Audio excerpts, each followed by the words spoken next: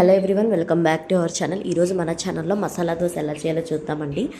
దీనికోసం ముందుగా మనం ఆనియన్ చట్నీ అనేది ప్రిపేర్ చేసుకోవాలి. సో దీనికోసం 2 మీడియం సైజ్ ఆనియన్స్, టమాటో సన్నగా కట్ చేసుకుని మిక్సీ జార్లోకి యాడ్ చేసుకోవాలి. అదేవిధంగా ఎండుమిర్చి, మీ కారానికి తగినట్టు ఎండుమిర్చి, ఉప్పు, అదేవిధంగా 2 వెల్లుల్లిపాయ రెబ్బలు వేసుకొని మంచిగా ఫైన్గా గ్రైండ్ చేసేసుకోండి. ఇది గ్రైండ్ చేసుకుందాన్ని ఒక పక్కన పెట్టుకోండి. నేను ఇక్కడ ఆలు స్మాష్ చేసుకొని రెడీగా పెట్టుకున్నానండి.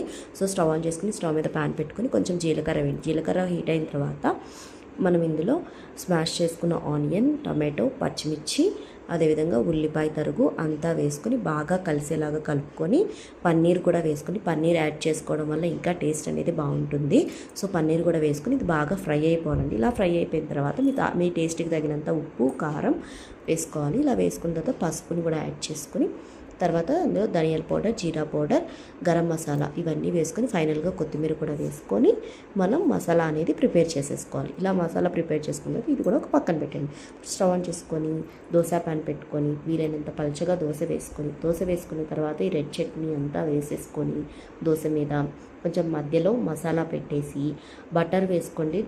చాలా బాగుంటుందండి. బటర్ వేసుకోవడం వల్ల టేస్ట్ అనేది మరింత బాగుంటుంది. సో ఇంకా బెస్ట్ టేస్ట్ని హోటల్ స్టైల్లో లాగా మనం ఇంట్లోనే ఎంజాయ్ చేయొచ్చు. అటు ఇటు ఫ్లిప్ చేసుకొని మంచిగా దోశ రెడ్గా కాలేంత వరకు వెయిట్ చేయండి.